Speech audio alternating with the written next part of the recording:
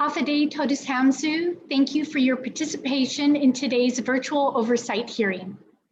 This virtual oversight hearing is convened by the Committee on Heritage and the Arts, Parks, Guam Products, Hagåtña Revitalization, Self-Determination, and Regional Affairs.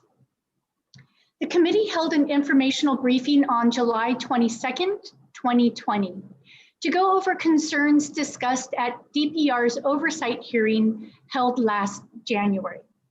Today's virtual oversight hearing will include those discussions with the governor's newly appointed director, Mr. Roque Alcantara, to head the Department of the Parks and Recreation. Before Mr. Alcantara's appointment, DPR's leadership switched 5 times within a period of 5 months. The committee welcomes the direction and the stability being brought by the governor's appointment of Mr. Alcantara to lead DPR. For the record, in accordance with open government law, public hearing notices were given to all senators, stakeholders, and all main media broadcasting outlets, with the first notice being issued on Tuesday, September 1st, 2020, and the second notice on Monday, September 7th, 2020. Today's virtual oversight hearing was also posted on the legislature's website at www.guamlegislature.org. The time is now 5:10 p.m. This virtual oversight hearing is now called to order. Saduas Maasi for your virtual attendance to this afternoon's virtual hearing. The committee will focus on today's oversight hearing discussions on acting director's accomplishments since assuming the reins at DPR. We will hear DPR's plan of action in moving forward, and especially we want to get to discussing the current status of the Dededo and Hagåtña pools. I want to thank those that are here with me, and there are more that are expected to come and join us. So we do have Senator Regine Bisco-Lee, who is a committee member. Thank you for being here. And we have Minority Leader Telo Taitano, who is also here. We may have 2 or 3 more senators join us, and we are expecting at least 1 more director to be present. So thank you, senators, for your attendance at this virtual oversight hearing. Also joining us this afternoon are Director Roque Alcantara himself. We have Ms. Joanne Camacho, who is representing GITA, and we also have a DPR board member, Dr. Michael Rabago, and the coach for the Swimming Federation, Mr. Ed Ching. So thank you each for coming. And we do have our Sergeant of Arms so that if others come in, such as the DPW director, and others that are here to testify, they can be sworn in. Those that are here today from DPR and GITA have already been sworn in. So let's go over the general rules for the virtual oversight hearing. Before we open up the discussions from the participants of this virtual oversight hearing, the committee will be following the agenda that has been made available at the virtual link that has been provided to confirmed hearing participants. For the general rules of conduct for all those who are participating and in attendance, the conduct of this virtual oversight hearing shall be as follows. All participants must abide by rules of conduct and quality assurance standards, including broadcasting from a quiet room with little to no interruptions. The use of virtual backgrounds is not permitted. Broadcasting from a room with adequate lighting, specifically to ensure that a participant's face is not backlit, but is visible at all times when speaking. Please ensure that when you are asked to speak, that you are unmuted and that you are speaking clearly into your microphone. The chair will recognize individuals who have been confirmed as participants. Individuals providing oral testimony, such as Director Alcantara in this case, shall be recognized by the chair before he begins his testimony. And he shall state his name and title for record-keeping purposes, as others will as well. The order of questioning will begin with the panel of senators. Each panel member will be allowed to pose one question and then may be provided another round, if practical, to ask further questions. Oral testimonies received shall be confined to the substance of the issue and the agenda. Personal inference as to the character of the nominee, senator, or any individual testifying is not permitted. Any violation of this general rule of conduct will result in removal from the virtual public hearing by the host. I ask that all participants keep their comments or testimony to within 5 minutes as is practical, but we want to hear a lot out of Director Alcantara, so I certainly won't hold him to a limit of 5 minutes. So for our items for discussion at this virtual oversight hearing, they are first to hear from the Director of DPR to provide us a status update. In this status update, it would be good to hear a little bit of your background just to remind us. This is only really, I think, the first time we've gotten to see you all together. And so if you could just remind us about some of your background, which provides you tools to carry out your work. And then we can touch on things, hopefully you will touch on things like the stadium lights, where you are with your personnel needs, where the Adopt a Park program is, how far along the DOI repair grant work is, where you are in renewing maintenance contracts, if you're able to avail the services of DOC, and if you've been able to have board meetings. So I threw out a lot of things there. I have my list here, so if they're not touched upon, I will make sure to ask them later, just so that the senators and the others here and those listening in can get a very good overview. Next, we'll hear the goals and plan of action for this upcoming year. So these first two things kind of blend together, giving us an update and some of your plans for moving ahead. And then at that point, I will stop the director and have senators and others here ask questions if they find that there are questions they would like to ask. And then we will get to the swimming pools and tackle them a little bit one by one. We'll have the director update us as to the status of the Dedido pool. And then again, people can ask a round of questions. And then we'll move on to the Hagatnya pool and the pool task force. Those two kind of go together, so I've put those together. And again, we'll hear from the director. He may perhaps call on other people that are part of the task force to provide input. And then we'll have our final rounds of questions by the senators and by the others that are here. Okay, and I'll walk us through that so we don't lose track of where we are. We will now begin the Department of Parks and Recreation virtual oversight hearing. The Department of Parks and Recreation is responsible for maintaining and managing all public parks, natural resources, facilities, public assets, and the activities occurring within the territorial park system. Tantamount of DPR's responsibilities is the safety and welfare of park users. So with all that being said, I invite Acting Director Alcantara to provide his testimony on agenda items 1 and 2 on the Department of Parks and Recreation, the status update, and his goals and plan of action for the upcoming fiscal year. And further, I mean, we want stability, so we're hoping that he will be able to continue on and provide that stability.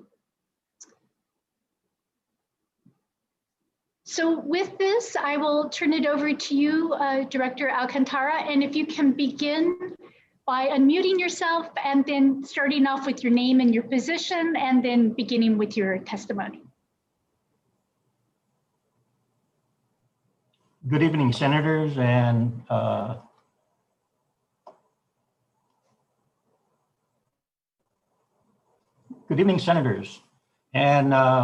guests for this meeting.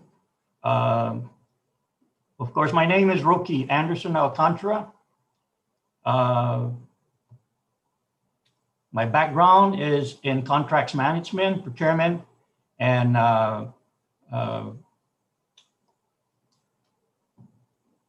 quality control and surveillance. I've been working for contract management for over 4 decades. And I'm also responsible for baseball here on the island. I've been involved with baseball from from 4-year-olds up to the Guam Major League. I'm a retired Chief Master Sergeant in the Air Force. Worked for the federal government for 32 years in contracts. I worked for DOE for 10 years as a procurement officer. And I work in the private firm sector as a facilities supervisor for DGSP before I came to Parks and Rec. Now, coming into Parks and Rec is a challenge for me because I came in here with at least little or very little knowledge of what is in the department. Although I always, come down here for baseball, but I'm not really familiar with what is going on as far as other parks or other Park and Rec responsibilities. The first thing that when I came in here was there was sort of like a shortage of manpower here. Also, there's no middle management here, and there's no contract management at all in this department. A lot of contracts are just not being overseen, and so it's a challenge for me to come in here. But that's my livelihood all through my life, and I'm here to make sure that all the contracts are in compliance with by law. Okay. The 3 items that I found here in the Parks and Rec office was first the Paseo lights, the stadium lights, which has been out for over 3 years, and then of course the swimming pool, the Agania swimming pool, and then the Dedido pools. Those were the 3 items that I found that was on the table that I had to address because it's kind of like very, very sensitive issues. And so what I did was I went ahead and did, we had a contract for the Paseo lights, and it's in progress right now. Also, the Dedido pool, the requisition is already down at GSA for the repair of the pool. Now, for the new pool, I guess we'll have to discuss that on item number 3. But there is a challenge here. We have a grass cutting contractor, we have a janitorial contractor, the DOI CIP contract. They just completed 16 restrooms, and so Parks and Rec accepted 9 restrooms, and so all those restrooms are going to be under a janitorial contract. And we have the grass cutting contract for the south, And also we're gonna have a grass cutting contract for the north. And that's the next item on my agenda as far as getting a contract out. The DOI projects are in progress. There's 24, actually 21 contracts on phase 1 and 14 contracts on phase 2. And there was 8 contracts on the land water conservation funds. So all those projects are under the Lieutenant Governor and with the Bomb Clearinghouse. The grant was under Department of Parks and Recreation. DPW is the one that's doing all the request for proposals and all that statement of work and all that. But Parks and Rec actually has the grant for all those renovations. And we're looking at renovations all around the island. We've got basketball courts, we got baseball fields, we got gyms, and we got a lot of parks that's going to be renovated through all those grants that we receive. So now we're just waiting for the request for proposals for phase number 2. There's only a couple more items left, a couple more projects left in phase number 1. And so those are the future projects that I need to be on top of. Like I said before, there was nobody here on the middle management to look at what's going on with our contractual, the funds for our contractual. As far as the rest of the contracts that I have, I actually went around the areas where the parks are, and I identified some of the parks that needs to be like refurbished, especially like gates. There's a gate up at Liguan number 2 that needs to be what you call that, fabricated and placed, because there was no gate and people are going in there and just trashing the park itself. And that's the big challenge that I have, is the trashing of the parks and the parks that are not being what you call, the grass not being cut, the trash not being cleaned up. And so I have my guys go up there to do those. And the Parks and Rec doesn't have the manpower to do that. I have a total of 11 maintenance workers, and 7 of those are grass cutting and hedgers. And 2 out of the 11 is for the cemetery.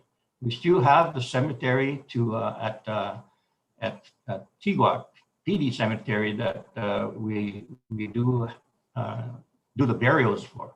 And then I have 2 for trash collecting, and that's 76 parks all around the island. So my intent is to start outsourcing, because I don't have the manpower, but if I do have funding, I will start doing a lot of outsourcing.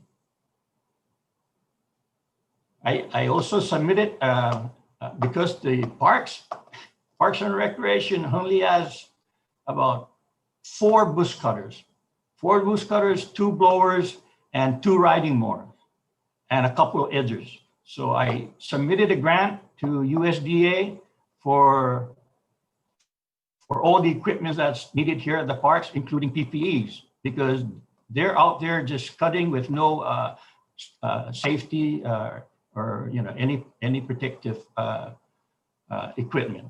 So that I turn in, and like I said, with the little, I'm only here for 35 days, but it's a challenge for me, but, that's how I work. I need to get things done. And so as far as the parks itself, we have, like I said, a total of 76 parks. We do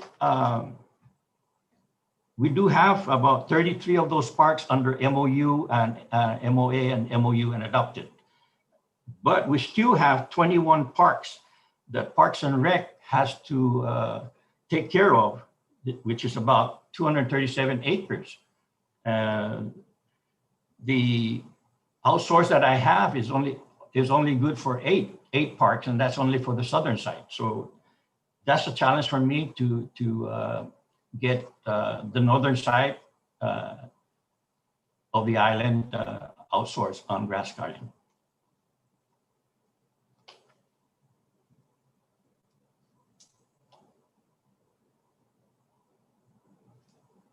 Any questions? Well, you covered quite a lot of ground there. Can you also let us know, we finally got enough board members in place to have a board meeting after, I think it was 2 or 3 years of them not having met.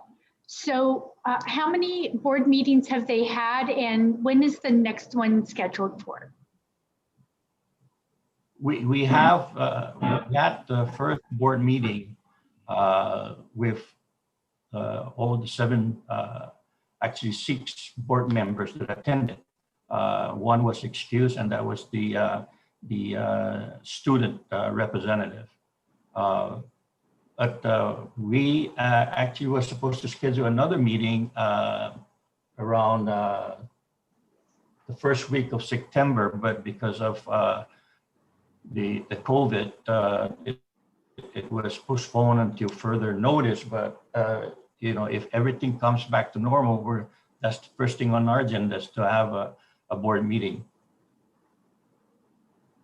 And as we're doing here virtually, because it may be a while before it's really considered safe for us to be in closer quarters, and I know at DPR the space is limited, your office and the board members might explore the possibility of having Zoom meetings, as many boards are right now.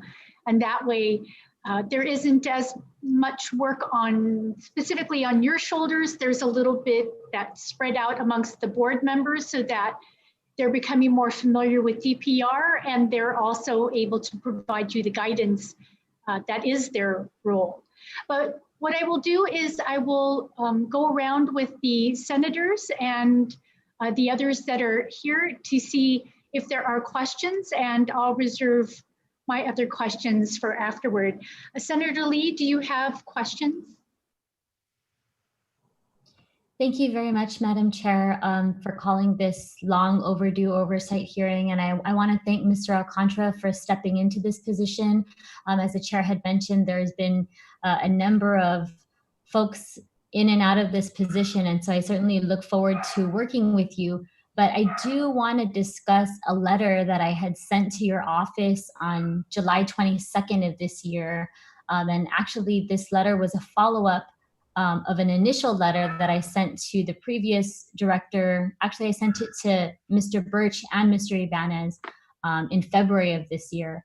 And so the 3 main things that I wanted to discuss with the DPR director was just to clarify, the past with regards to the Dedido and Hagåtña pool, and make sure that we're understanding everything that went on in the past, but also, determining what the present condition is of both Dedido and Hagåtña. I know that, we're a little bit hamstrung because of COVID, but also, any future plans that we have, not just with those 2 facilities, but if those facilities are inoperable, what is our community's alternative to using the pools? And, I have a lot of other questions about other park other parks and a number of other things that I've brought up in previous oversight hearings, but that's my primary focus today. I really wanted to be able to get a sense from you about where we've been, where we are currently, and what your plan is going forward. And so I just want to give you an opportunity to update the committee on those things with regard to the Derecho and Hagåtña pools. Well, like I said earlier, Senator, the Derecho pool, the requisition to repair that pool is already down at GSA. I sent it down there since August 7th. And so I'm just waiting now for GSA's decision on what, whether to issue a PO or to advertise it. And so that's been down there since August 7th. Okay, so about 3 weeks? Yes, ma'am. Okay, and then for Hagåtña? Hagåtña, I think the discussion on this one should be on item number 3. I'm not really well versed as far as what Hagåtña pool is. I did talk to my deputy about it, and he's actually the one that attended those meetings there at Hagåtña pool. Right. He should be here on the Zoom. Yeah, I think Mr. Villagomez is here. And I'm sorry, Madam Chair, I didn't realize I was jumping ahead to a different item on the agenda, but that's just really why I'm right. I really want to make sure we get to the bottom of this and we have some progress on this, because, I've been sending letters since last year, and this is not a problem that's being fixed. It's not a problem that's going away. And we also don't have any solution in the meantime. We were just burning time and burning opportunities for, our community to practice and get healthy, especially during this time. So it's very, very concerning to me. And I agree, and I definitely want us to look at this even more closely and have more rounds of questions, because as you have done, I have sat down and written letters to a number of directors, and it's been having to start over and over again over the many months. And we do need to make sure we're in a place where we are moving ahead, that the swim team, the parents, the community, the Manumco, they can all understand the path. We're on it, it's moving, and it's progressing. That's what we definitely all want to be assured by. So we will be spending a fair amount of time on that. Did you have another question that you wanted to ask that's related to these other items, or do you want to wait until we get to the pools to get more detail there? Yeah, I can wait. Okay, all right. And Minority Leader Senator Taitano, did you have a question that you would like to ask? Thank you, Madam Chair, for the opportunity. Afade Roki, good to see you. Afade. And Mr. Villagomez, Victor, good to see you as well. I'm pretty sure you guys are very, very busy at what you're doing. And like you said earlier, catching up is one thing, but that you're trying to do. But when you said that, you mentioned something, Roki, about you have 35 days. What exactly did you mean by that? No, 35 days in the department. Yeah. Oh, okay. I thought you only had 35 days left. I go, we're going to lose another director. 35 days in the department. Okay, that's what you meant. Well, Madam Chair, I too don't want to get off your agenda here, but I didn't see the section that talked about the DOI grant funding. If Roki had the opportunity to look at that grant and see how you can implement it, along with so if he could just talk on the grant and also on the restrooms. What is the goal for the restrooms? Or maybe that might be, Madam Chair, I think that might be in your section on goals and plans, actions for fiscal year. But yeah, so we put together 1 and 2, so this is the perfect time to ask. Okay, so we'll go ahead, and if you can, Roki, tell me what's going on with the DOI money and where you plan on using it and what's happening with the restrooms as well. Okay, the DOI money, there are 21 projects in the DOI money, that $5.6 million. The restrooms were part of it. There's 16 restrooms that were renovated under that under the DOI grant, and so I have accepted 9 out of the 16 of those restrooms. So they're all actually completed on the phase 1 of the DOI grant, and so the remaining there's about 6 remaining projects there. Basketball courts and a couple basketball courts, the tennis court at Agana. Those are the rest of the phase 1 on the DOI projects. There is a phase 2, and DPW is working on trying to get all of those projects out for bid. A lot of those projects are from also from the DOI grant, carryover of the funding that was left over from phase 1. So there was a total of over 4.5 million for that phase 2, and those includes gyms and baseball fields and basketball courts. That's all over the island. This DOI grant is a grant that is approved by whatever project is on that listing. The Lieutenant Governor is the one that's approving those projects that are going to go out. So there's 14 projects on the phase 2.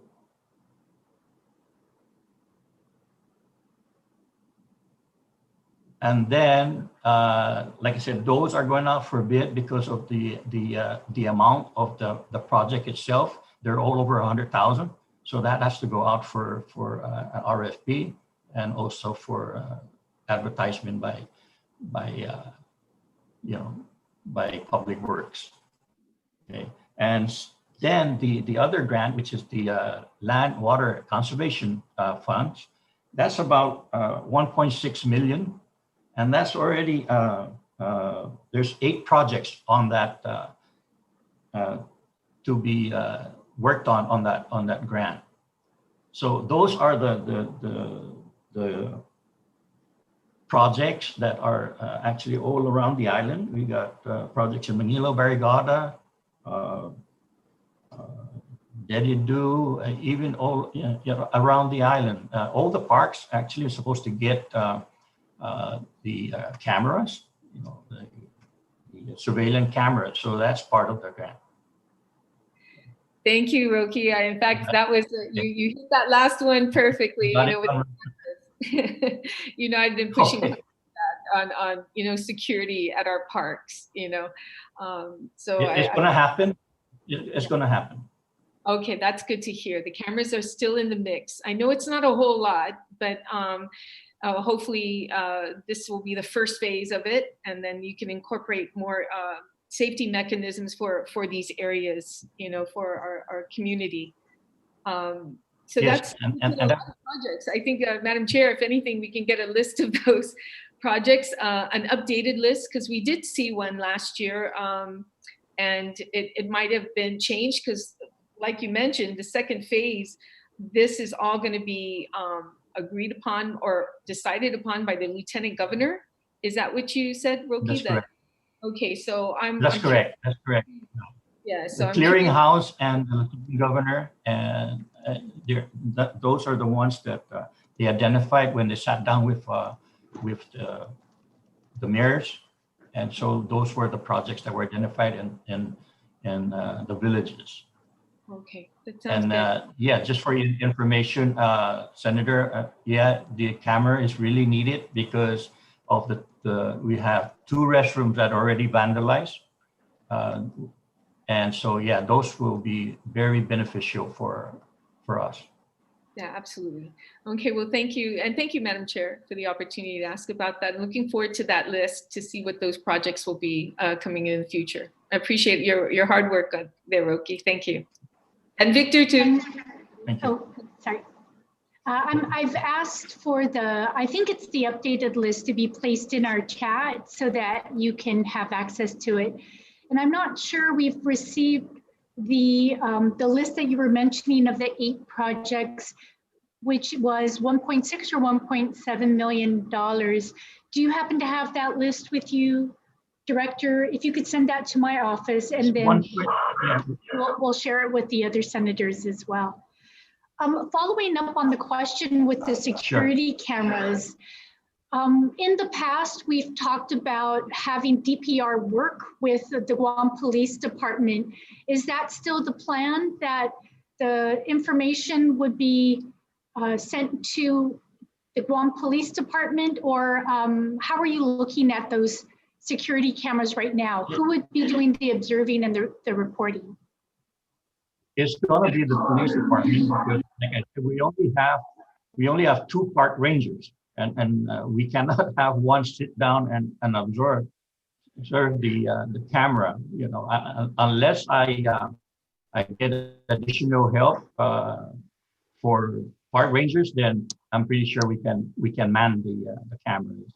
But for now, I think it's going to be either the police department, or maybe the GBB can help us out on their VSOs. I don't know. Okay. But I only have 2 park rangers.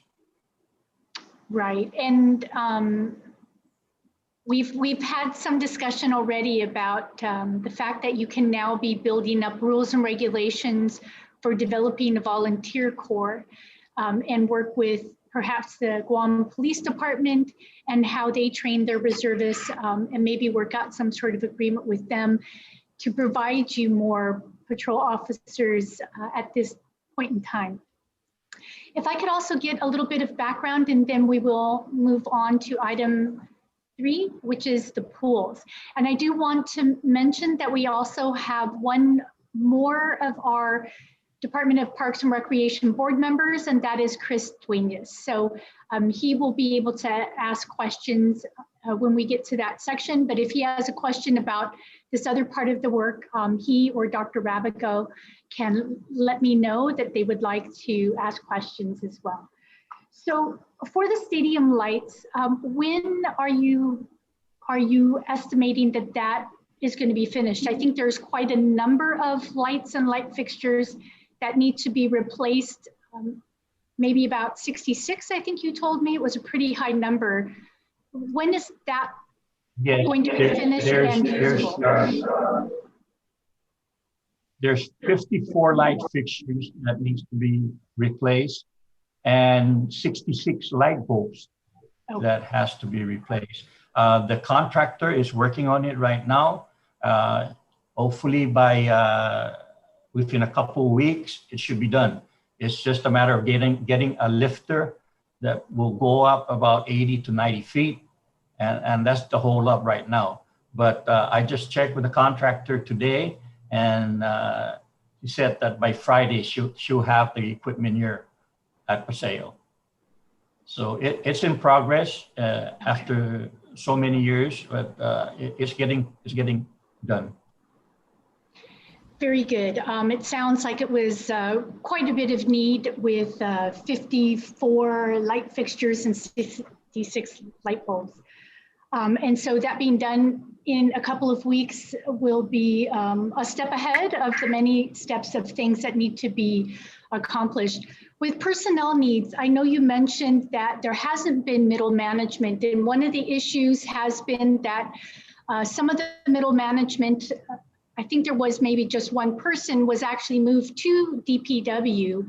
And so that left DPR with no middle management. I believe you are, however, in the process of hiring, is it a recreational manager? Yes, the recreational manager, we ordered, we actually got word today from the personnel that you'll be on board on the 18th of this month. Okay. September 18th. So the recreational administrator will be here. Okay, so in about a week and a half, and that's very good because we all know that you have a very large mandate. There's a lot of responsibilities, and there really should be at least 2 middle management, if not more, to divvy up some of those responsibilities. So it will be good to have another person there, and then we will continue to work and see what we can do to help help you with those responsibilities. Excuse me. Yeah. Excuse me, sir. Yes. I have a question. Yes. These cameras and lights, are they going to be working at night? Because many times at the park, for example, the Chinese park, I know a lot of guys go drinking there at night with beer bottles, and they throw the beer bottles all over the place, and they break them, and it's all on the grass and whatnot. I think we should also ban glass beer bottles on the beaches because of the glass. But do we have the cameras working at night to be able to catch people doing that, or and lights at some of these That's parks? a good question. Well, that's the intent of the cameras. It's for the night surveillance. Because okay. at the time we do have our park rangers going around, but in the nighttime, you know, after 6, it's hard to you know, with just 2 park rangers, we cannot. I know it's difficult. It's very difficult. But yes, it's actually for surveillance for night surveillance. I see. All right. Thank you. Yeah. Yeah, I think having more gates, that was one of the suggestions by, I think he's the DOC Deputy Director, Robert Camacho. And these security cameras will be good to know that they will be operating at night. So that is also another step forward. I just want to ask one question, and then I'll ask the board members and others if they have any questions before we move on to the pools. With the maintenance contracts, one of the things that seem to be lacking, and it's maybe some of this, the loss of some of that middle management, but you know, we had a real issue with the managing of the maintenance contracts. The restrooms, you know, I'm not sure how well those contracts were managed. The pool maintenance contract. So we need to make sure that there's real strong management of those contracts. It sounds like you have experience in this area. Can you tell us what the status of that is and whether you're having to build up that management of those contracts? Because it has to be that with all the outsourcing going on of grass cutting, of restroom maintenance, and of pools eventually, there absolutely has to be a process in place to make sure those contracts are being managed properly. Can you speak to that, please? Mr. Yes, Alcantara? as far as the janitorial contract, we have a contractor that's going to be cleaning all the restrooms and providing tissues and soap and all the necessities in the restroom. This contractor, we just extended his contract for another year, and so the deputy actually is the one that's going around and overseeing the project on the janitorial, and is the same as the grass cutting contract. It was also extended for another year. It's the areas of surveillance is only on the southern side. The Sela, Sede Bay, the Forts Santa Soledad, and a couple of overlooks in Nematic, and of course Chief Kapua here and the stadium grounds itself, and those also was is being addressed by the deputy, and he goes around and has a checklist of whether everything is being done according to the contract. That's very important to hear. And when we get to the pools, you know, I don't know what the checklist was like before. It didn't really seem to be, if there was one, it didn't seem like it was being fulfilled as far as some of the daily duties that the contractor was supposed to be doing. And we've also had some discussions about how to improve the contract, because the contract, as we all looked at it after the fact, I think it was awarded in 2018, it had some real gaps in it that were part of it. Yeah, it seemed to be part of the problem. And so that's one of the things I do want to ask for, is what those checklists are. And if you, and not if, but please send them to my office so that we can look at them and just make sure that that step is in place. Was there anything that the board members, Dr. Rabago, did you have any questions that you wanted to ask or comment to make at this point?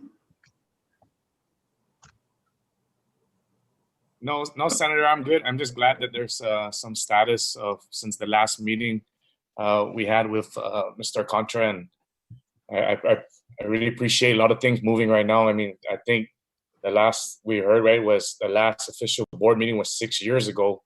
So, I mean, this has been pretty consistent for me to attend these. And like I said, I'm glad Mr. Villagomez and Mr. Contra is busting butt to make things happen even during this pandemic.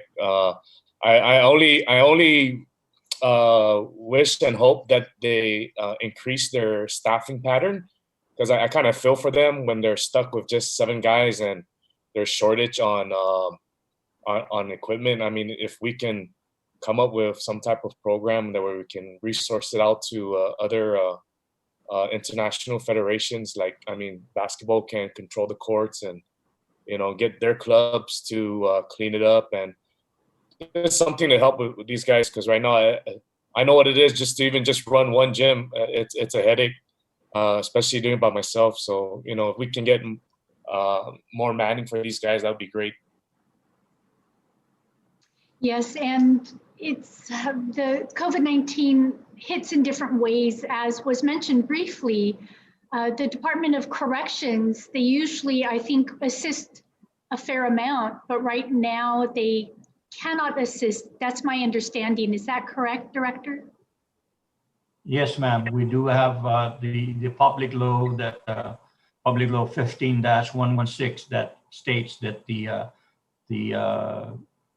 Correctional Institute can provide us manpower, and because of the work credit itself, every 40 hours they remove one day from their time and incarceration. So yeah, they have been providing Parks and Rec quite amount of help, and of course that's the reason why I submitted a grant, because I wanted to make sure that we have enough equipment to be utilized when we get those inmates out and helping us. I even requested for a van to transport them over to where they're going to be, you know, utilized. I think there's also, can you inform us, because, you know, trash is one of our main concerns. We get reports of those, and it's real difficult to stay on top of, and a lot of it needs to be behavior change. And so the Island Beautification Task Force is working on some long-term solutions, but I think there are also some more immediate things that are happening. Can you tell us, is there going to be some sort of trash device where, like, it's a truck that can come by and empty the trash cans? Is that something that's happening?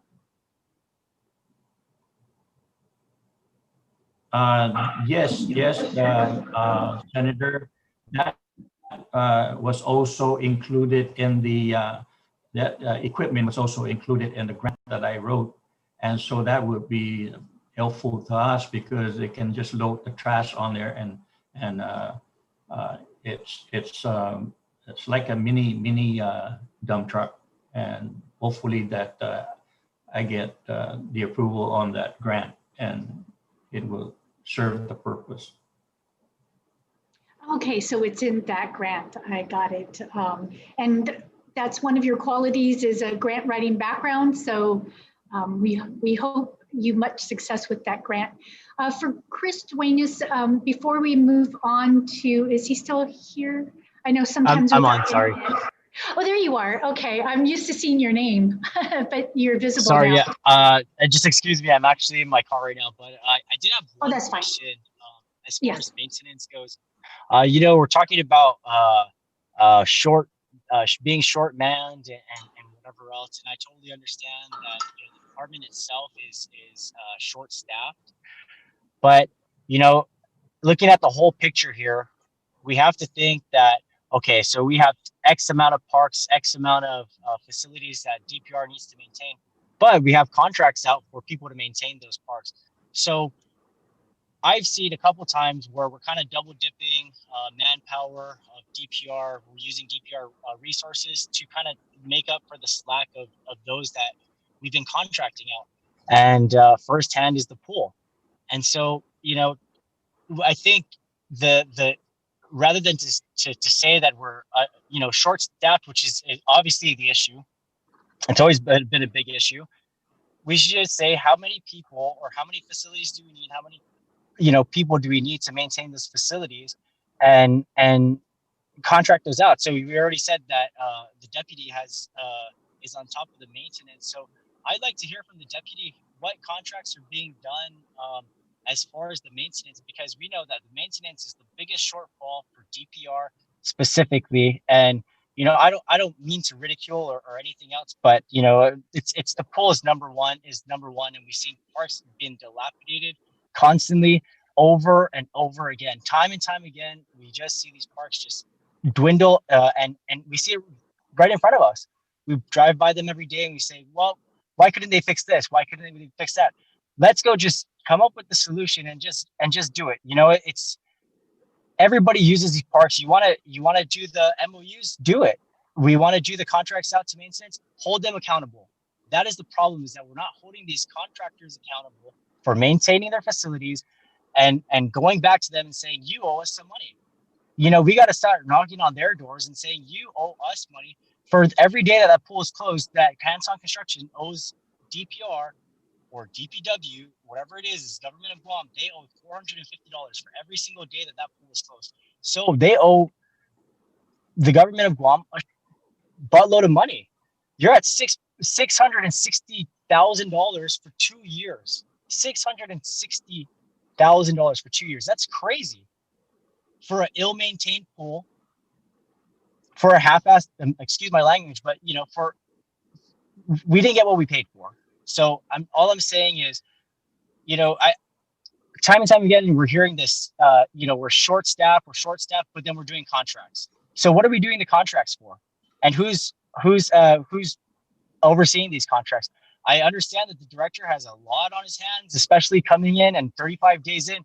And yeah, he has high hopes for this department. And I'm very glad we have a good, energetic, and a well-background individual to lead the department.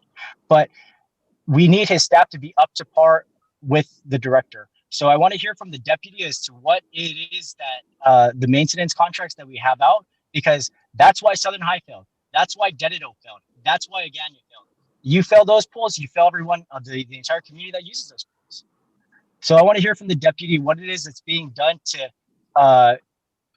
overlook these contracts and ensure that every detail of these contracts are being followed. Because if they're not, tack them. It's the same in the private sector. Something's not done, we charge you.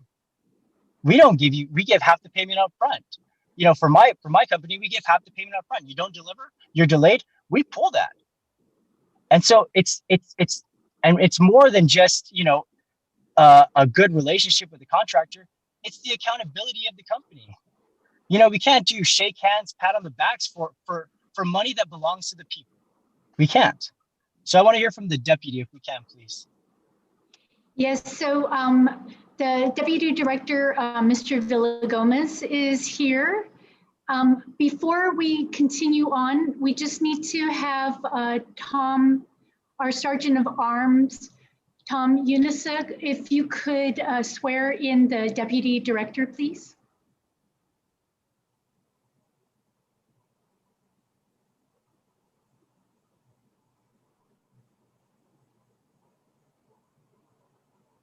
Does someone know if our Sergeant of Arms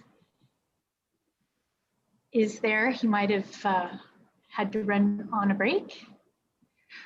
But what we'll do is for the Deputy Director, we'll get him sworn in. And then after you're sworn in, it is something that we have been talking about. If you could walk us through some of what your checklist is, and especially for the pools, since you were there at that time, some of what fell through the cracks or was not being carried out as far as oversight of that contract and how it's going to improve. Okay, so our Sergeant of Arms is here. If you could swear in the Deputy Director, please. Okay. Okay, Deputy Director, can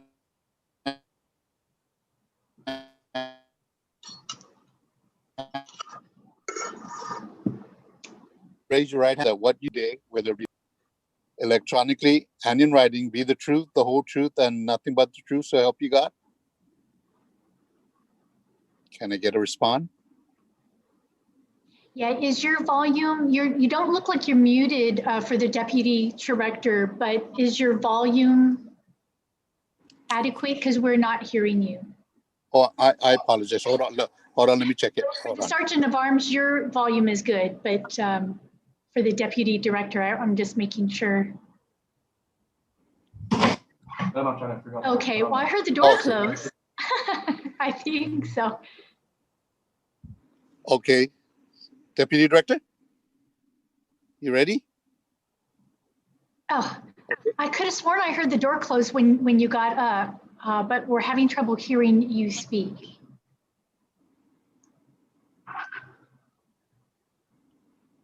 Is he ready? Yeah, he's talking, but we're not hearing him. Oh, there. He's muted. Okay. Okay, sir. Can you hear me?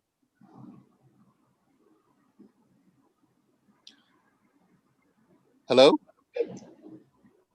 It's still there still seems to be a volume issue. He's still on mute, I think. I know it's out of mute. Yeah. No mic. Maybe no mic. It's up on my screen there. Okay. Yeah, it's fine to. I'm having That's where we heard the door, I think. Okay. And, yeah, Hafaday. And what does he need to say? If you could go through that again, Sergeant of Arms, please. Okay. After you raise up your right hand. Okay. Under penalties of perjury, do you affirm that any and all information you provide, whether it be verbally, electronically, or in writing, be the truth, the whole truth, and nothing but the truth, so help you God? Mm-hmm. Okay, Madam Chair, sounds like he say I do. Very good. And so for Deputy Director Victor Villagomez, yes, if you could walk us through the checklist that you have, what your oversight of these contracts is right now, and maybe some of what you saw that didn't work for the oversight of the pool contract, and maybe you and the director have talked about how that's going to be different this time so that it's holding them accountable.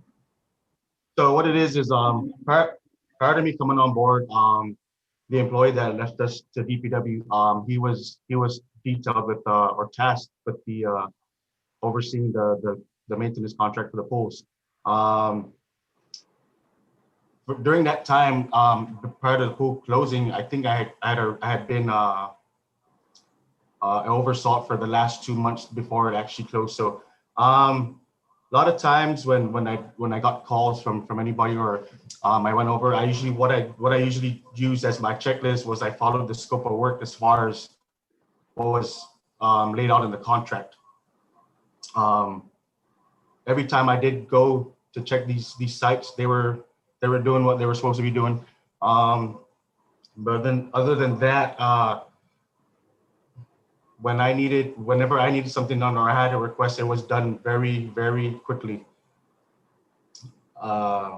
So that's pretty much of what I have to say about as far as the pool contract for Hagåtña and Dido. I wasn't very I didn't oversee it for a very long time prior to coming in. So I'll definitely want to go over that list because from our overview, there were certain things that were in the contract that didn't seem to be being done on a daily basis. Like there were certain log sheets that they were supposed to be signing. There were certain forms that they were supposed to be turning in and things like that. And then there was a discrepancy, and this is where a better contract needs to be written. There was a discrepancy between public health's requirements and what was written in the contract. And yes. So those that's where a lot of it was from, where all the discrepancies that we found out we had when public health actually came in and did a thorough inspection of these pools. Yeah, so the standard in the contract needs to be, because Department of Public Health will change and it needs to be meeting Department of Public Health requirements, period. In that contract, it said to do something once or twice a day, and that did not meet their, and it was not satisfactory. Let me go ahead. Mr. Ching, did you have a question? Yes. Or a comment? Yes, I think you hit it precisely on the head, that the contract, although they may have followed the contract. First, I don't know who drafted that contract, who drafted the standards and what did they have to do. I mean, one of the problems immediately when I saw that, I looked at the contract, they said they would check the water quality once in a day, one time a day, and once in the evening. That's not enough. I don't know who wrote that standard, because you'd have to check the pool, the water, you should be checking it about once every 2 hours during the day to check it, especially if it's crowded and there's a lot of people there. You better be checking it once every hour to make sure it has the right amount of chlorine, and during the hot days it burns up a lot of chlorine, and there's a difference. And I don't know who wrote the contract, and they did not follow or did not draft correct standards. So the problem is that it was perhaps written by someone not knowledgeable or approved by someone who's not knowledgeable about the pools. And that's where you run into trouble there. So regardless of the standards, according to the contract, who wrote the contract? That's the problem. I have to agree with you. It was problematic for some of the standards that were there. And we did have that meeting with the Department of Public Health, and especially if there are different ways you can take care of a pool. That's what I learned. It can be that automatic pulsar feeder, and it can be hand cast. And if it's hand cast, it's supposed to be every 2 hours. And their contract wasn't written that way for the hand casting, and it created a real discrepancy. And that's where DPR should have stepped in and either updated the contract, worked with the contractor, or filled in that gap, because for health and safety, it just needed to be done. So this brings me to the question, the director, oh, that's right, you guys are sharing a computer and a space. But what I was going to ask, I had written a letter, and others have brought it up as well. And we've had some meetings about it. Have you written the AG yet or had a meeting with the AG yet to find out if we can, if it's legally, if it's legally so that we can get any of the money that was paid for that contract back. Is that something you're still working on? And if you're still working on Yes, it, when will you get to that? Yeah, we'll discuss that later, but you know, I still need to do some research, and I know there's a couple of letters that I found that the contractor has addressed their concern, and so I have that on hand right now, and then hopefully I can see what I can come up with as far as getting some of the funding back, and I hope that there's still some funding left. Like I said, I need to check on our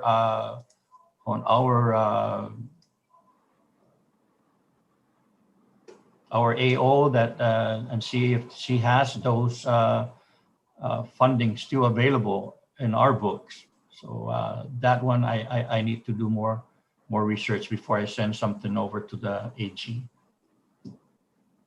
Okay, and I would suggest just getting the ball started with the AG, of maybe letting the AG know that you're still finding some of the letters from previous directors, but that you have this urgent request and that they at least start assigning somebody to it and start looking into this while you're finding the paperwork.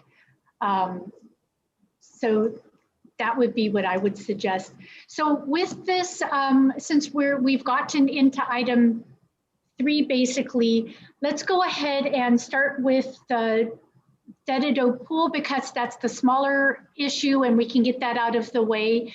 You mentioned that that people have already gone up there to inspect it and people have already bid for repair, is my understanding.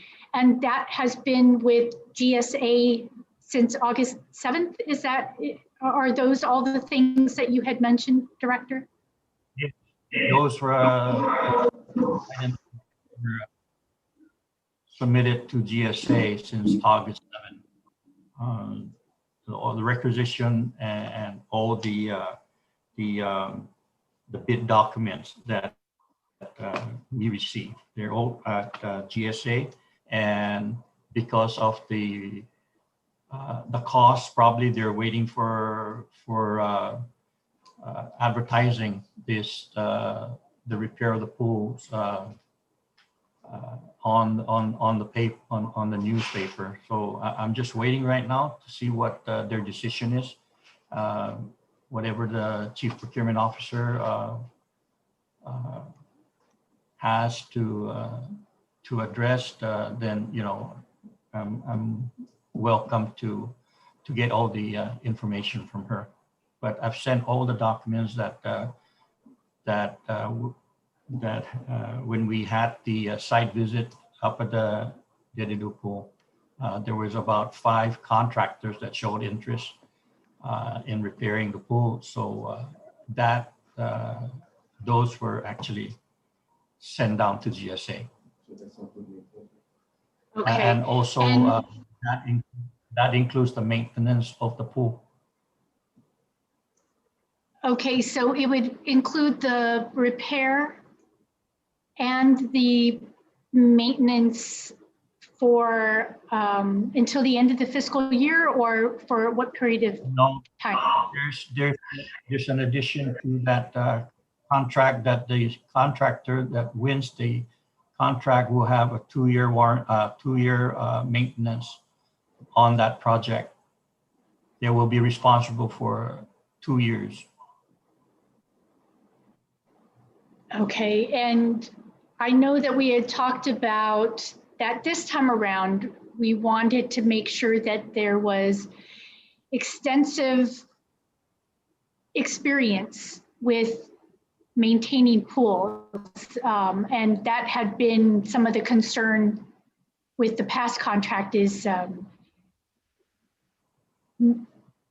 perhaps not having as much experience as is necessary. So that's been there since August 7th. We want to see some movement on that. Do you have any understanding how long the repairs will take? It's going to be about 60 to 90 days. From the awarding. Okay, I don't know if there's anything else for the Dedido pool. We have talked before about that, the slide and whatnot. Is that slated to be removed? Yes, ma'am. The large slide is deteriorating, and also the small one. So we're going to remove both of those slides. They're just rusted out. So that's one of the things that DPW was supposed to help us with, was to remove those slides. So it's going to be DPW and not this repair contract? No. Let me go ahead and open it up to others. Senator Lee, did you have a question about the Dedido pool that you wanted to ask? Sure, Madam Chair, thank you. So I guess just going back to my remarks previously, Mr. Director, can you inform us of any of the plans that you have to create a bridge for some of these lost activities for Manumku exercise at the Dedido pool, for residents with special needs who use these facilities for therapy, for families who use it? Do you have a bridge for, you were saying something about 60 to 90 day timeline, but in the meantime, what is your plan? I understand that, you know, these facilities may be shut down because of COVID, but the day that we move into PCOR 2 or PCOR 3, what is your plan? What will the department be able to offer these groups to ensure that they have those community spaces to continue their exercise and have these needed therapies? I don't think the department has any capabilities of trying to get an alternative for all of this, you know, for the Manamku, for the children and all that. The only thing that I can think of is Leo Palace, utilizing Leo Palace, but it's just, it costs a lot to utilize those facilities up there. Because even using have you had initial conversations with Leo Palace to, I understand it's cost prohibitive, but is it possible for even just, you know, on a specific day, specific amount of hours that you have it available to the public so that at least something is being done? Because no option is unacceptable.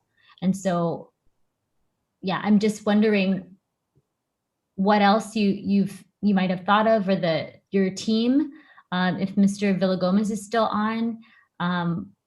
These are questions that we've been asking since last year, and I wholeheartedly appreciate that you just stepped into this role, that you've only been on board for about 30 days.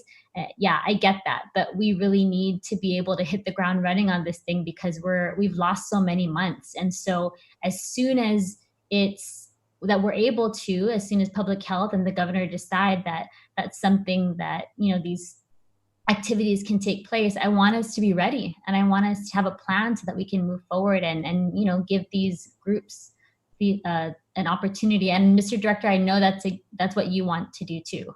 So I just want to kind of urge you to move in that direction and to try to figure out some kind of alternative that we're going to offer our community. Yes, ma'am. Yes, ma'am. And I'll put that on my priority as to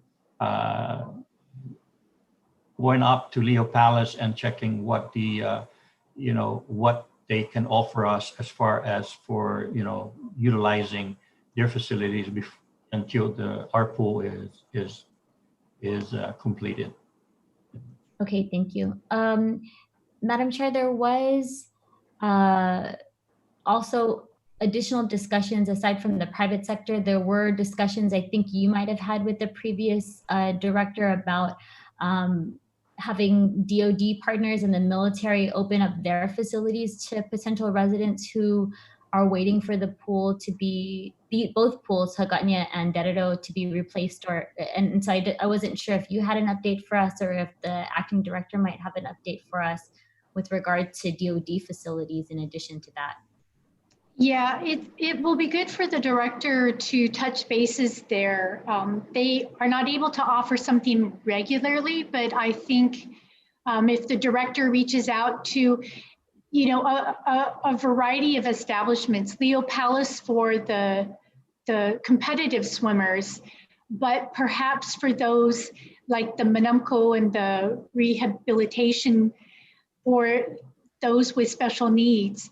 That might be something that can happen in other hotel pools like the Hilton and so forth. And so I really encourage the director to look at these different possibilities, because I don't think it's going to be one possibility that answers everything. It's going to have to be maybe reaching out to a little bit of access through DoD, a little bit of access to Leo Palace, and maybe a little bit of access for the Manumco and those who use this pool that have special needs. Maybe they can be accommodated at the hotel pools. And we have quite a few hotels with pools. So there's something that I think the director can be working on and figuring out with different entities. I mean, we do have the Dusitani, and we're renting out a significant portion of that for the quarantine facility. So there may be something to follow up there where they have a little bit of flexibility in accommodation there. So yeah, I agree. There have been these different efforts, and it's good for the director to get into touching bases with everybody and find out where we're all at this point in time.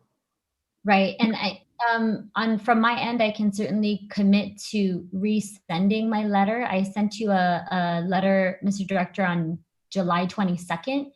So I'm not sure if you need additional time to respond, but I'd really appreciate your review of that letter and a response maybe in the next few days. And I'll be following up with your office on that score. But I do want to just reiterate that this committee has been, moving in this direction. But I think, especially, all of the senators on this call were the same ones on these hearings time in and time out, So we're here because we want to be able to provide those resources to you. We want to be able to help you to move in this positive direction and help, get our community back up and running with regard to Parks and Rec. So please reach out to us. Please utilize us.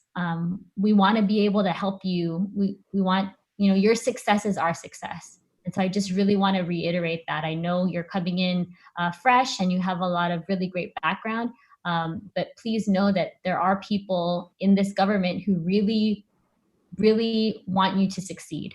And I certainly am one of those people. So I thank you for accepting the governor's nomination to this position, and I'm here to help. So however I can do that, please reach out to me. Thank you, Madam Chair. Yes, very good statements, and I appreciate that, Senator. Minority Leader Taitano, did you have a question about the Derecho pool? Actually, no, I guess no. I'll wait till we get to, I think it's Hagåtña. There's plenty more to come, so yeah. I'm waiting for the Hagåtña one to come on. Okay. Okay, that is right around the corner. Mr. Ching? Yes.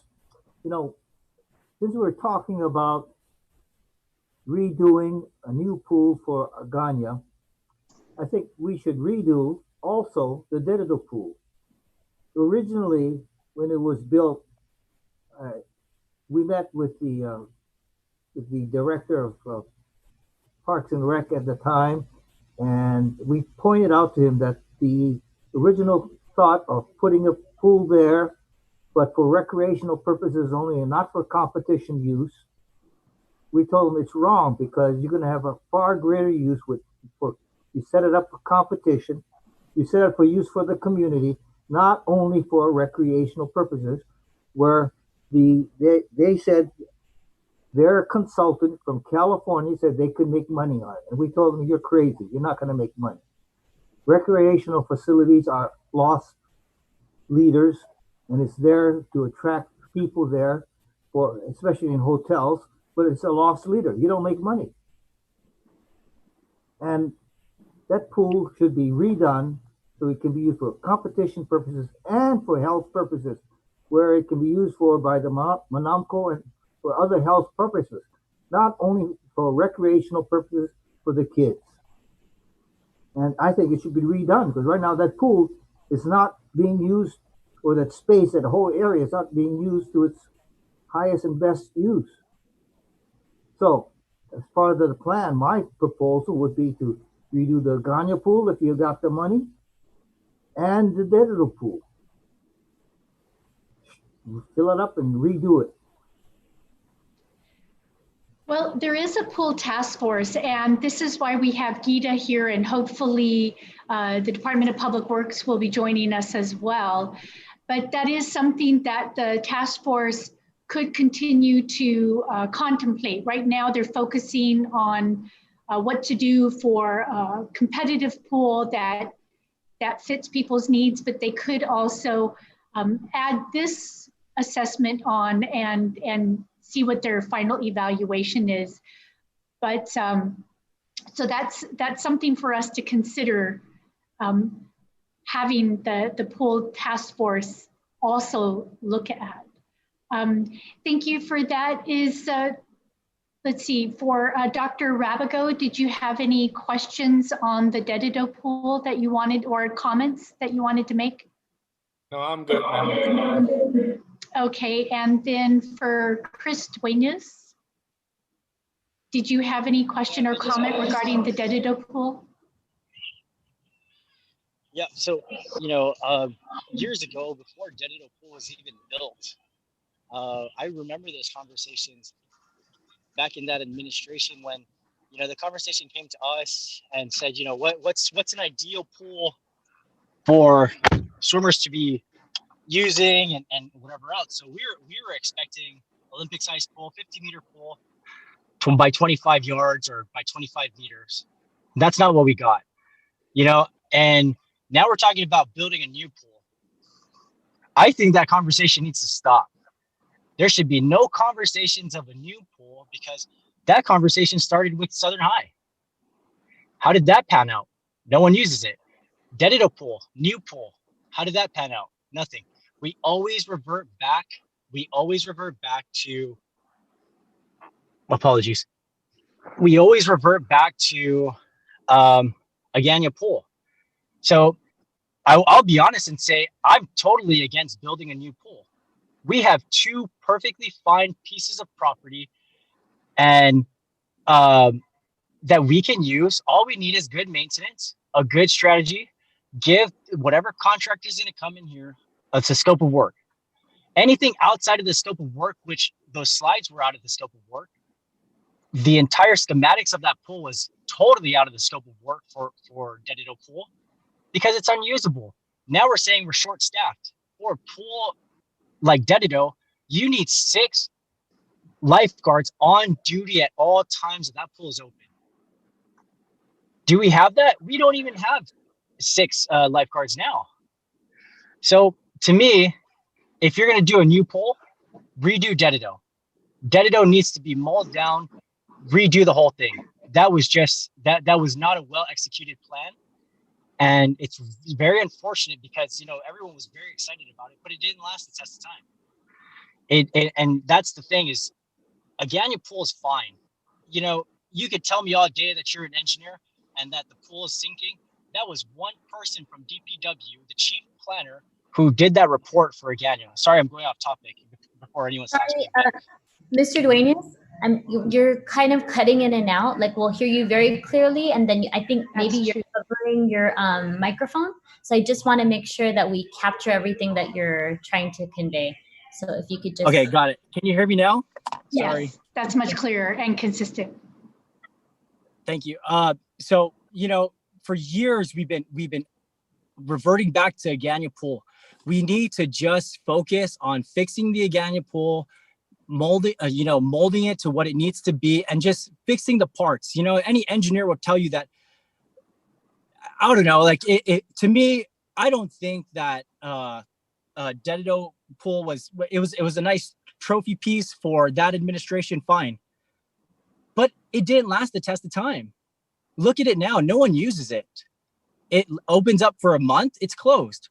Mold the thing down. Let's build a 25 meter by. We're building a rectangle in the ground.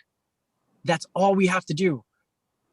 I know it's a little more complicated than that with the chemicals and whatnot, but with the right contractor and the right people overseeing those contracts, and very motivated people overseeing those contracts, it'll be fine. And I mean, how else did Anderson's pool last the test of time? And so to have these conversations about Taitano Pool, bring it back up, to me, don't use that money to build a new pool in Barrigada like they want to. It's a waste of time. That's what we have to stop doing here, is wasting time. Let's cut straight to the point, fix the pool, build a rectangle, 50 meters by 25 yards or 25 meters, whatever it is. The pumps are there, and the property's already there. If this administration is really going to tell me that we're going to be ambitious and say we're going to build a new pool by 2021, no way. We can't even maintain a pool for an entire year, let alone build a new one. No, come on. We have to get real and get serious with these contracts and get serious with the funds that we have. We lost the TAF. Now DPR is operating without the TAF. How much did the TAF take care of DPR? So we got to say goodbye to that money and now be very efficient and very, very frugal with the money that we have now. And so now we're signing contracts for all these contractors, maintenance and adopt and the adoption program is great. MOUs, great. But all these contracts that are coming down now, how are we going to pay them? We don't have the TAF anymore. So we have to now look at what we're working with, and we're not going to be working with a lot. I know that the TAF made up a lot of DPR's funding. And so now we're cutting that out. So, to talk about building a new pool is just so far out of scope, and it's just too far reaching for this government to handle, for this department to handle right now. Way too far. Well, and thank you for that. I know that you've been involved in the pools for a very long time and have a real strong familiarity with them. And that part, on your part, on Mr. Ching's part, and others, is real important. With the budget, now we're still waiting for it to be signed, but part of what happened was sources that relied on the TAF, that was replaced by general fund monies, and the TAF portion was really shaved down to what is our best estimate as to having the number of people come in and the monies that will be coming off of it. But it's still unclear.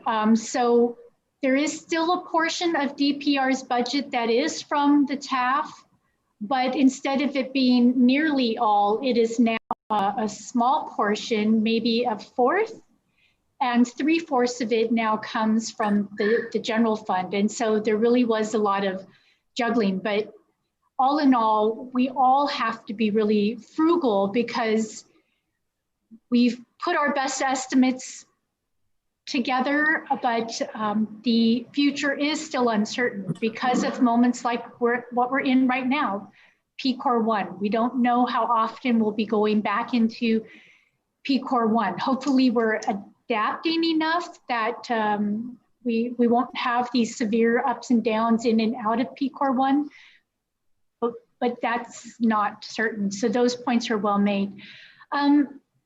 So with that, that gets into some of the task force.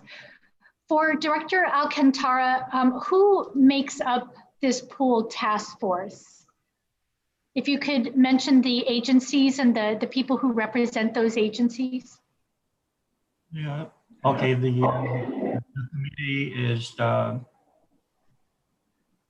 formed with GURA, Director Ray Toposhnia, and also the A&E for GURA, Sonny Perez. Gita is also involved, and that's this is Joanne Camacho, and also PR, which is myself. So that's our group that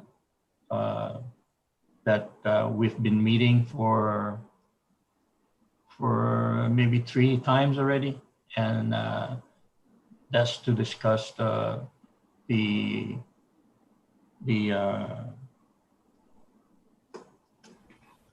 new pool. So we thank Ms. Camacho, the former First Lady, for representing Gita. And we did send invitations to GURA.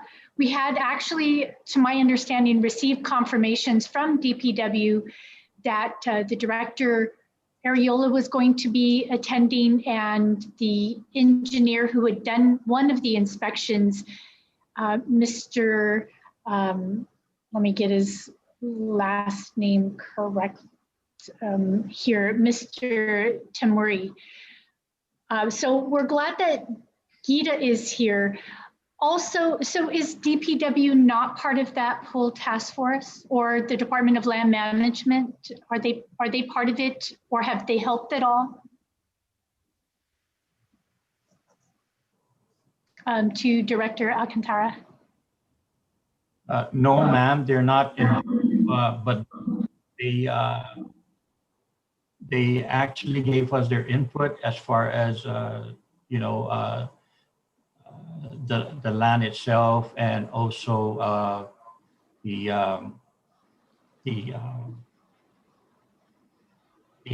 task force was just recently formed so that we can address the issue with what's going on with the pools. And so we're just planning stage right now, and so we're looking at making our final plan on the pool itself. If I may interject. Yes, please. Okay. I know, and I appreciate all the passion, especially people that use the swimming pool and the ones that's been behind wanting to, use the use of a pool. We can go backwards and point fingers and what have you, but really we have to address what the situation is today. The Agana pool, to my understanding, there was an assessment, and it wasn't by just one person. It was a team that assessed the pool, and it has multiple problems and issues. Yeah, you can say we can go back in and Band-Aid it, but then we're gonna have to Band-Aid it in another 2 or 3 years once we do that. So long-term, we're looking at really building a pool and fast-tracking it. We've looked at Dedido, we've looked at Tizen, we looked at several areas that the governor has given us the ability to do so. And we've come up with a plan, and we need to share that with the governor, our recommendation, as Mr. Alcantara has mentioned, and we will present it to her. Do you want to spend another $300,000 on fixing Agana? We're going to have to redo it again. The problem with really our government is the maintenance. So whatever we do this day forward needs to also include some kind of maintenance plan. And I think that's what we see with the schools.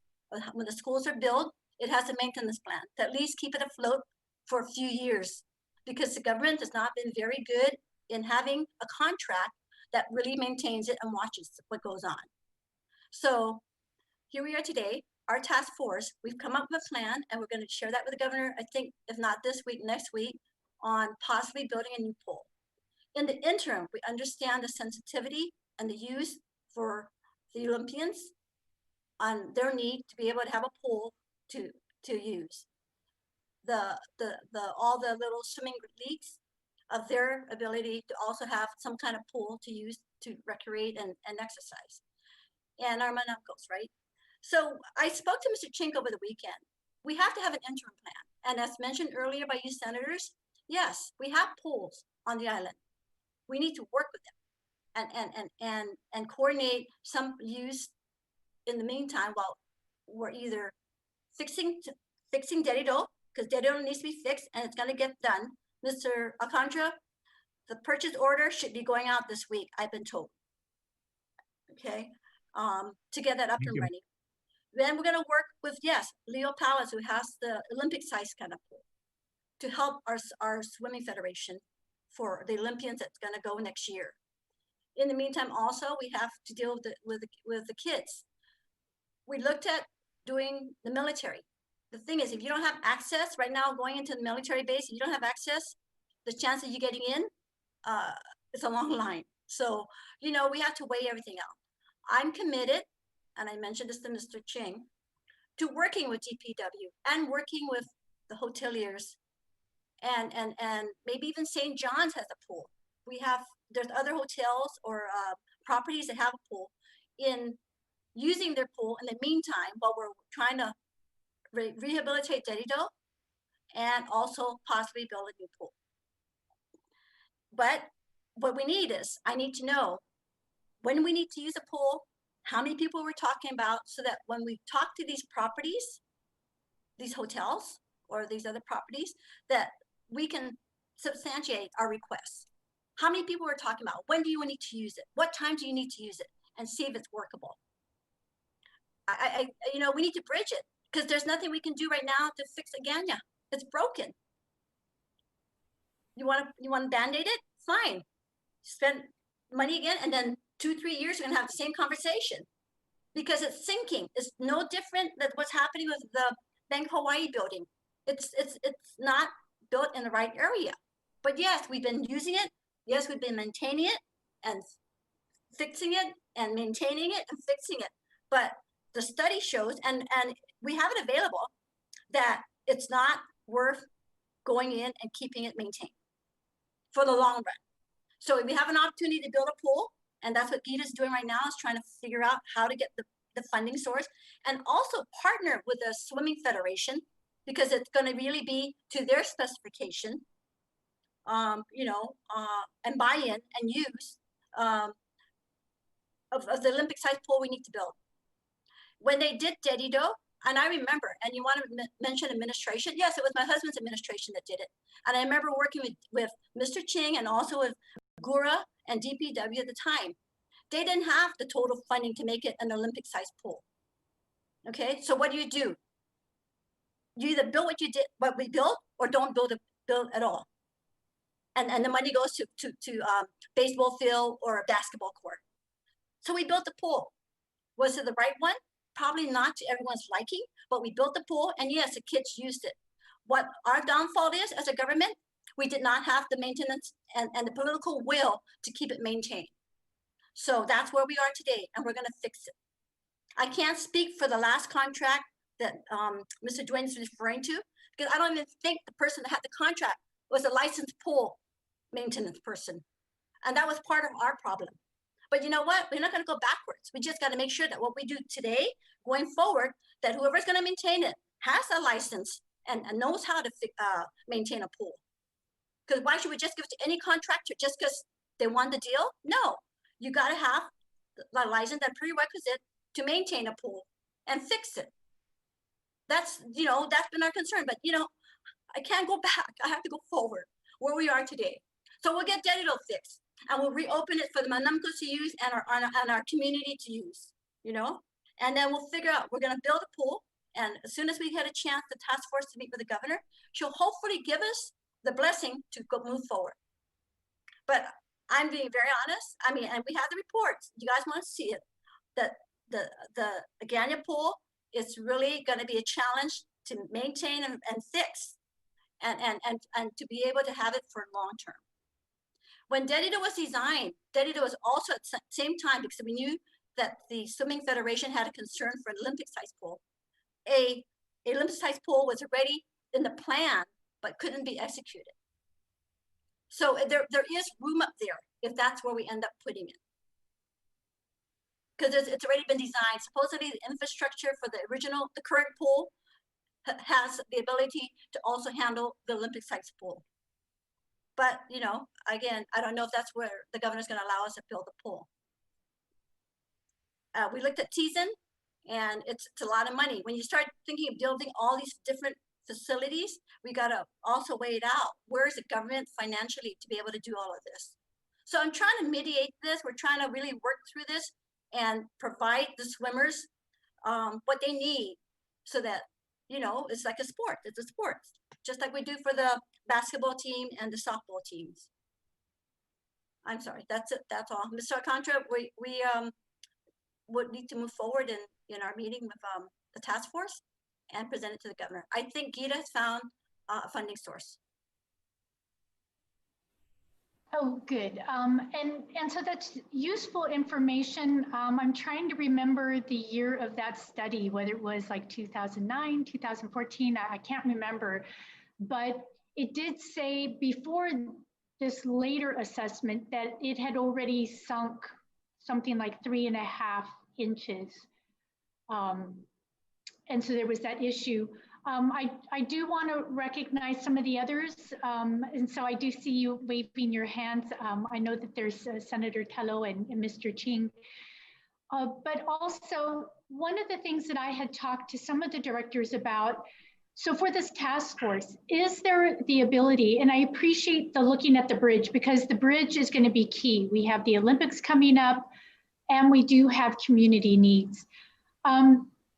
But is there the ability that even if we're working in the direction of a new pool, to order a sand filtration system that works for the new pool, but for it to arrive early and to have it work at the Hagatna pool for those months or that year while the other one is being built?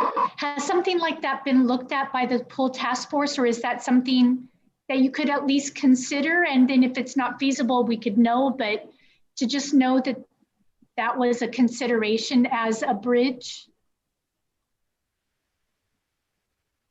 I think through DPW and the recommendation was basically, why spend more money in that area if you can fast track something new?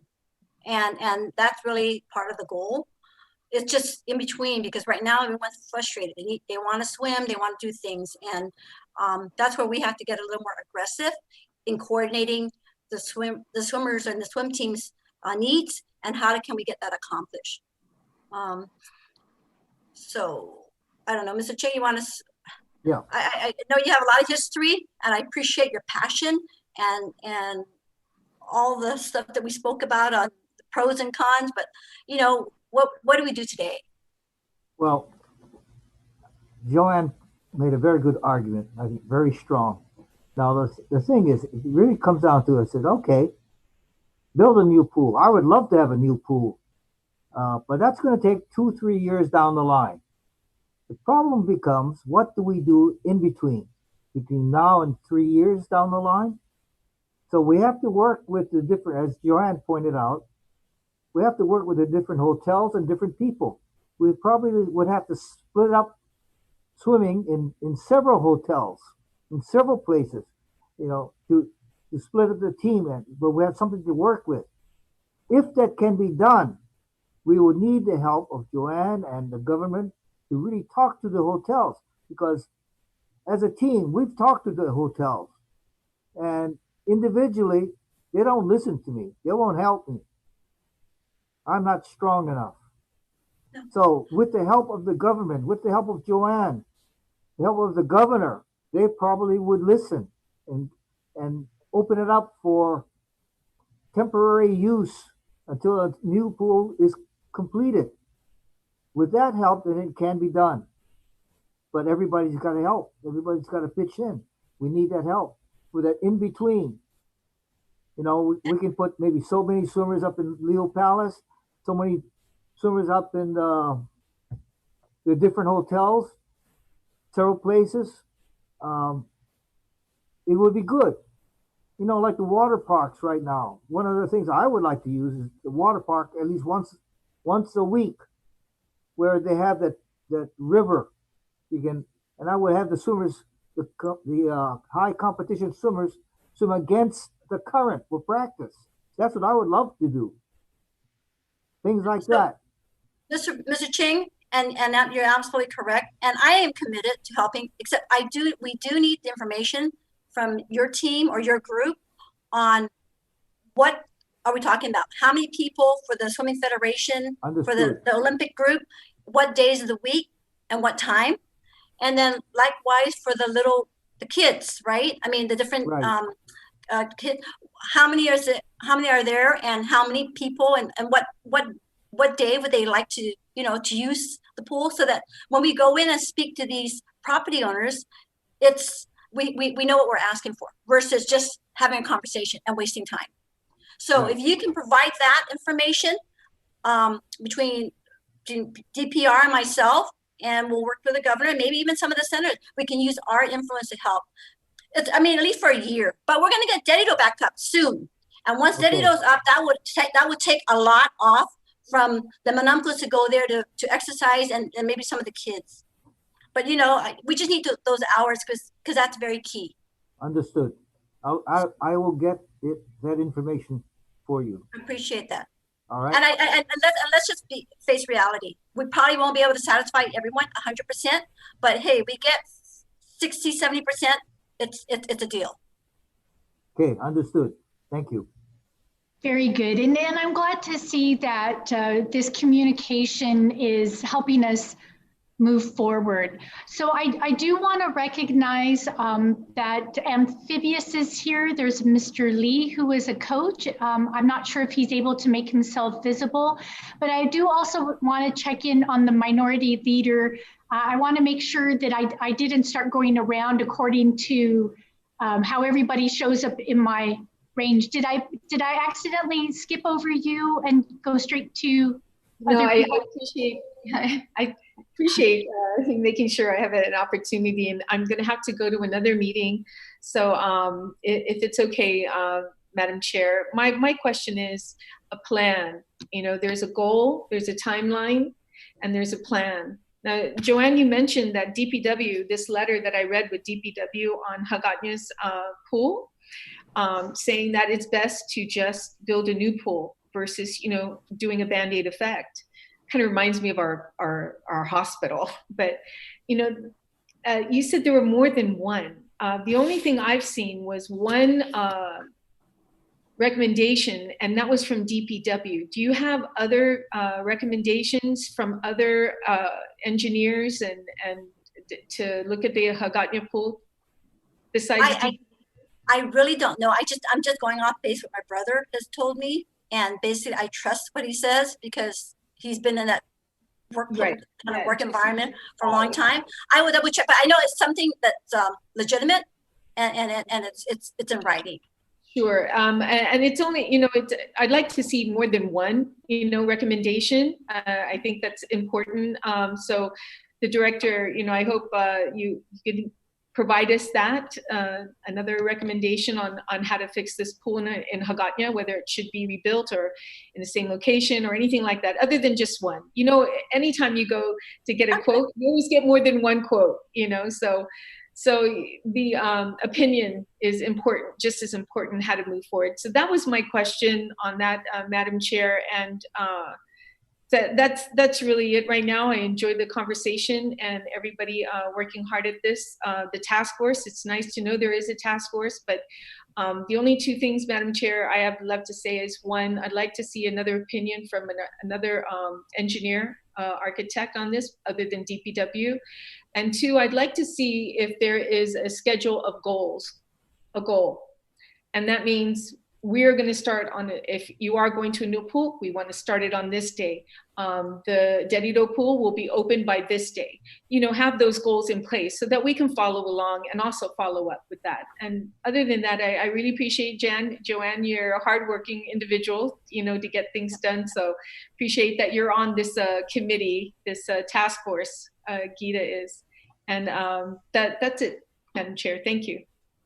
Okay, well, and thanks for, you have been here consistently, as Senator Lee pointed out, both of you senators have been here consistently since January. So I appreciate that. It really makes a difference in being able to have that information and that follow through, that we're seeing this through and making sure things do happen. I do also want to, as I mentioned, recognize that Mr. Lee, one of the coaches, is here. Mr. Lee, are you able to make yourself visible? I know for some people, they have to choose between being visible and being heard. Can you be both visible and heard? Is your internet capacity strong enough for that?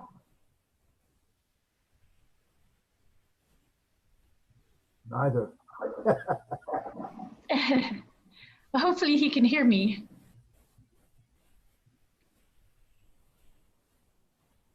Yeah, Mr. Lee, can. Good day, Senator. I'm here. Oh, there you go. I hear you. Okay. Unfortunately, I can't in my capacity at this time. I'm on duty at the moment. That's fine.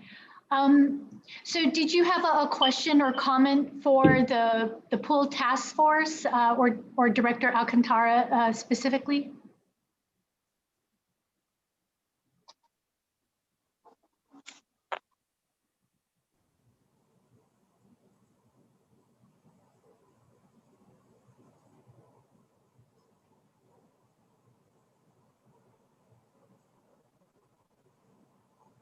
Mr. Lee, you went back on mute, so I'm not sure.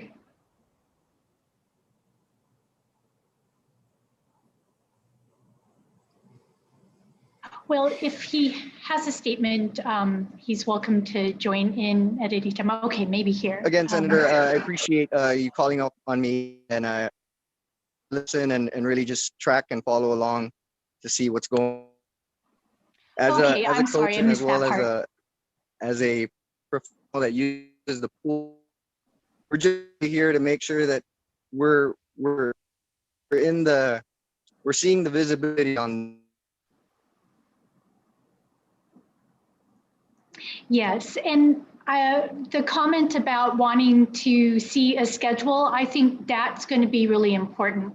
That what the senators here want to see is, we are here glad to hear that there's a director who should be stable and in place for a while so that this can continue along, that there's a pool task force, that people are working on a bridge, they're working on the Dedido pool, and they're working on a direction and a schedule so that we understand that things can indeed be in place to take care of our many, or at least many of our community needs through this next fiscal year. So with that, Senator Lee, did you have another question or comment that you would like to make? No, but I did just want to follow up with what the minority leader was mentioning. If we could have something submitted by DPR, by the acting director and Mr. Villagomez, if they could submit timelines for us with regard that there was a mention of 16 to 90 days for action on the Dedido pool, and then just the idea of having a second opinion on the Hagåtña pool, and also, you know, the timeline for the notion of building a new one, what that's looking like, just so we're able to lay out all of these benchmarks and then follow up on them. Another important point that was brought up by Mr. Ching was the idea of this contract. And before any additional contracts are let, before we make any other commitments with regard to maintenance of any of our facilities. I really think that it's super important that it sounds like we have an active board in place now, that they have oversight and review over it, but that our committee also has oversight and review over those things before we enter into these contracts, and make sure that they make sense and that we're able to hold these folks accountable for the money that our money that they're spending. So I just wanted to leave it with that, and thank you very much, Madam Chair. And thank you, Mr. Alcantara, for bearing with us, and all the stakeholders that are on this call. Thank you very much, Mrs. Camacho, and all of the board members, and Coach Ching for participating tonight. I really appreciate it. Thank you. And I think that's a very good way to wrap up the discussions we've been having. It's good to see that there is progress, but we do need to make sure that it's the right kind of progress. It's something that we understand the timelines of. So all of those elements that Senator Lee just mentioned are ones that will provide a lot of reassurance to this committee and reassurance to the community who we are here representing, that we will see that indeed the Dedido pool will be up and running potentially in the 60 to 90 days. But it is important to see that contract. If there is going to be maintenance as part of this, we know that there have been shortfalls in the contract as it was written in the past. I've talked to several people about this. The former legal counsel for the administration, the different directors that have been in place. But this is something that absolutely needs to be clear, that the maintenance contract avoids the pitfalls that it had or the shortfalls that it had in the past, that it needs to be held accountable to following the DPHSS guidelines, however they may shift over time, and it not be held down to a specific number of actions here or there necessarily, but that all of its activities fit within those DPHSS guidelines, however they may shift over time, especially through COVID, and especially as the nation continues to update its standards. So with that, and a firm understanding about the chemicals that are being used and what the practices are, whether this is going to be hand cast, it comes with different DPHSS guidelines as opposed to whether that pulsar feeder is being used. Those are the details that need to be understood in that contract and made so that it's keeping the health and safety of the community and the maintenance of the pool where it needs to be. So we have that timeline. We need to get that from DPR, any timeline as far as with the task force and with the Dedido pool, the copy of what that contract will be so that we can have it reviewed to make sure it doesn't have those same shortfalls. We need movement on that letter to the AG or a meeting with the AG, at least just to get the ball rolling on the fact that that former contract does need to be examined and understood if there's anything that is owed to the government of Guam in that particular contract. A second opinion, I have talked to the director or the administrator of GITA about this. In earlier conversations, they did say that they still had a little bit of money for an assessment. That money may still be there. At the time, it was about $50,000 or $60,000, but that would be good because we are talking about a multi-million-dollar decision. The timeline for the pool with benchmarks so that we can be following them up. And so I think that's a slate of things that will keep us all on a good track and give us something that we can be continuing to watch the progress of and be making a difference for our community. Is there anybody else who had a comment or question before we wrap up this evening. Mr. Ching, Coach Ching, was there anything else that you wanted to say before we wrap up for the evening? Okay, it looks like you're good. And Dr. Babico, you've been observant, and I think Chris Duenas is not with us any longer. But I thank everybody for their time. So let me get back to the script so that we can formally end this hearing. Thank you. Yes. So with this,